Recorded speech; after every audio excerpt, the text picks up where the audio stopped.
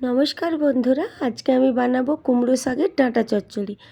আর এই কুমড়ো শাকের ডাঁটা চচ্চড়ি হলো একটা সাবেকি রান্না, আর এটা সবাই মোটামুটি বানাতে পারেন, কিন্তু আমি কিভাবে বানাই সেটাই আজকে আমি আপনাদের দেখাবো।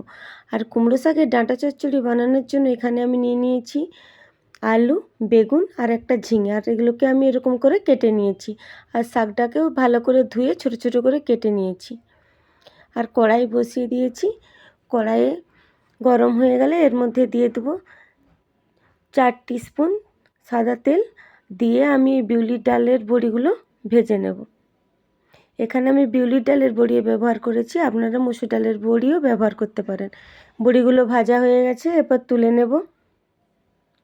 এবার ওই তেলের মধ্যে দিয়ে দেবো একটা তেজপাতা, একটা শুকনো লঙ্কা আর হাফ টিস্পুন 5 ফোড়ন। দিয়ে এটা একটু ভাজা হয়ে গেলে এর মধ্যে আমি দিয়ে দেবো একটা কুচানো পেঁয়াজ। আমি এখানে একটা বড় সাইজের পেঁয়াজ ব্যবহার করেছি।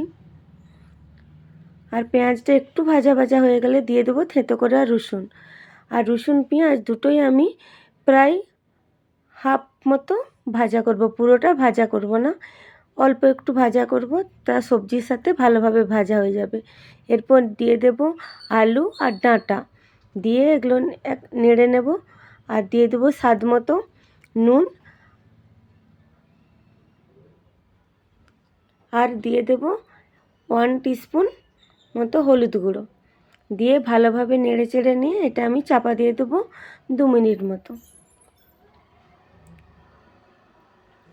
2 মিনিট পর ঢাকনা খুলে দেখে নেব।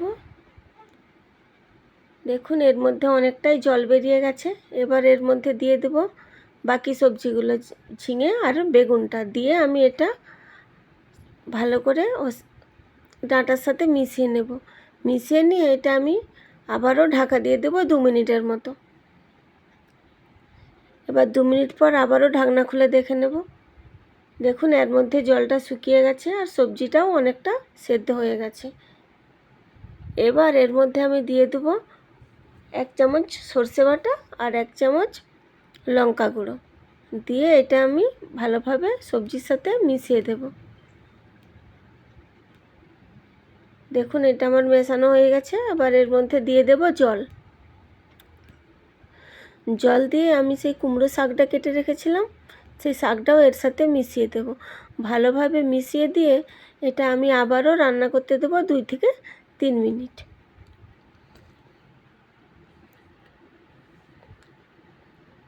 ভালোভাবে মিশাতে হবে। দেখুন মিশানো হয়ে গেছে। এবার ঢাকা দিয়ে দেব। এবার ঢাকনা খুলে দেখে নেব আমার সবজিটা হয়েছে কিনা। দেখুন সবজিটা আমার সিদ্ধ হয়ে গেছে। এবার এর মধ্যে দিয়ে দেব ভেজে রাখা বড়ি। ভেজে রাখা বড়িগুলো দিয়ে আমি এর স্বাদটা ব্যালেন্স করার জন্য দিয়ে দেবো 1 চামচ চিনি। চিনিটাও আমি ভালোভাবে মিশিয়ে দেব।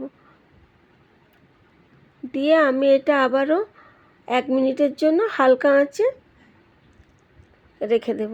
ঢাকনা খুলে দেখে নেব সবজিটা আমার হয়েছে কিনা। এই দেখুন সবজিটা হয়ে গেছে। এবার নামিয়ে নেব।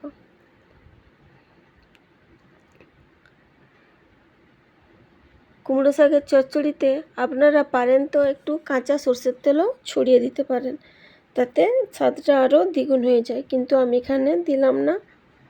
রেসিপিটি যদি আপনাদের ভালো লেগে থাকে তাহলে অবশ্যই একটা লাইক, কমেন্ট ও শেয়ার করে দেবেন।